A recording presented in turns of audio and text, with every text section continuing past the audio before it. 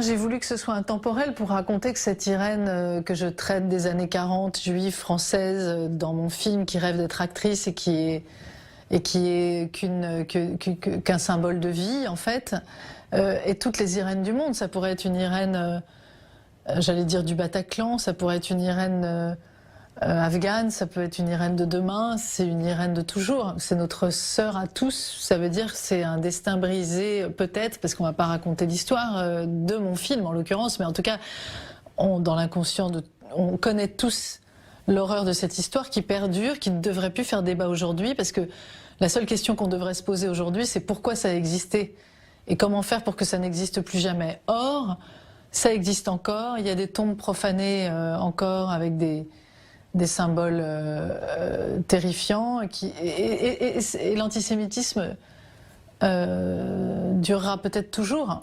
Et moi, c'est un devoir de mémoire, même si c'est pas comme ça que j'ai fait le film, mais c'est quand même. Je me suis toujours dit, il faut que j'ai un angle et un point de vue pour oser faire un film.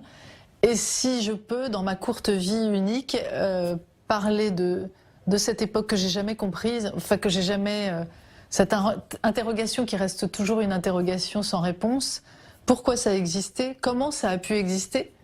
Et pourquoi on en parle encore? J'aurais dans ma vie fait quelque chose qui m'a rendue très heureuse de mettre ma petite pierre, de faire une petite piqûre de rappel à ma façon, sans prétention, mais qui est un angle que j'ai choisi par le cinéma de montrer pour pas qu'on oublie, voilà.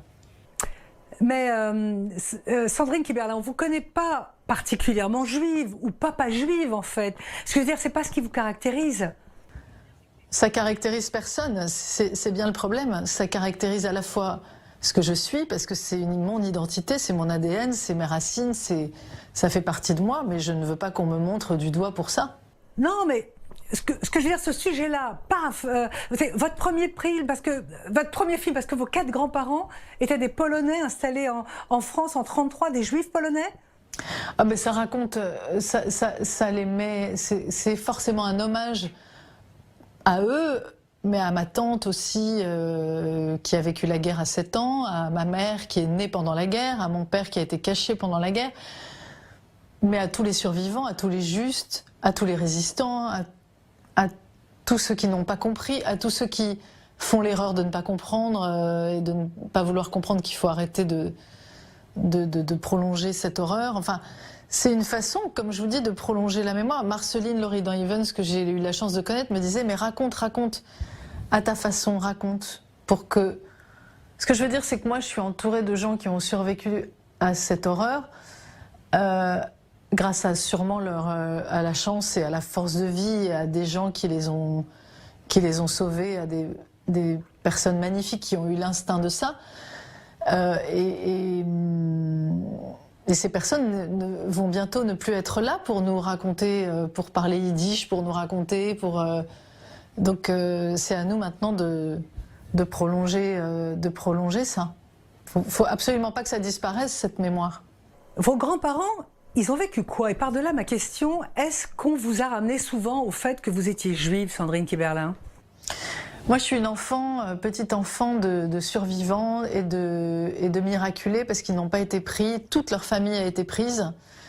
Et ça raconte des choses et ça induit des choses dans ma vie. Et j'ai hérité de ça, c'est-à-dire à la fois de profiter de la vie et de cette chance qu'ils ont eue de ne pas faire partie de ceux qui ont été pris, en même temps de la peur qu'ils ont traversée d'être pris, en même temps de l'horreur qu'ils ont vécue de tous les autres qui ont été pris et pas eux, en même temps de ce sentiment de culpabilité que ça induit, enfin que ça implique, et donc d'être miraculé, qu'est-ce que ça veut dire et qu'est-ce que ça comporte comme poids aussi après à trimballer toute une vie, d'avoir été ceux qui ont eu la chance de ne pas être pris. Pourquoi nous?